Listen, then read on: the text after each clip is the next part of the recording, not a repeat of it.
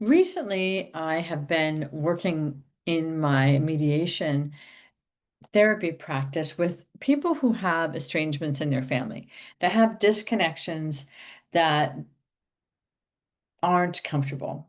And maybe it's not a complete estrangement, like they still communicate with the other person, but there's a lot of emotions and miscommunications in the relationship.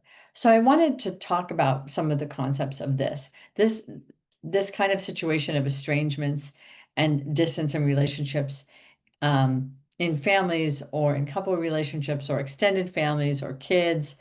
Um, there's a way to work on some of the things that are going on so that you have more of an understanding of what's actually coming up and how you can deal with it in a healthier way. So there's nothing more painful, I think, than being disconnected from somebody who you've cared about, or you feel like misunderstands you, or that there's such a power dynamic change that suddenly you have no say in the relationship at all.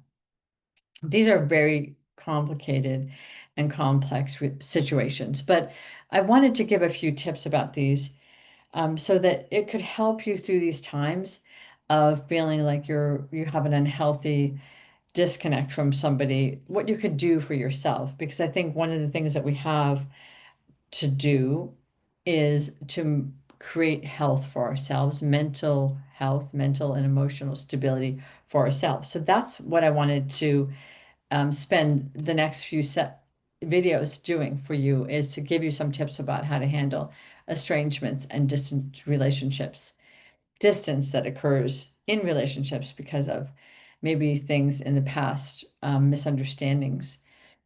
So I hope that you'll take some time to listen to the few videos, and every time I have another tip about estrangement, I'll let you know.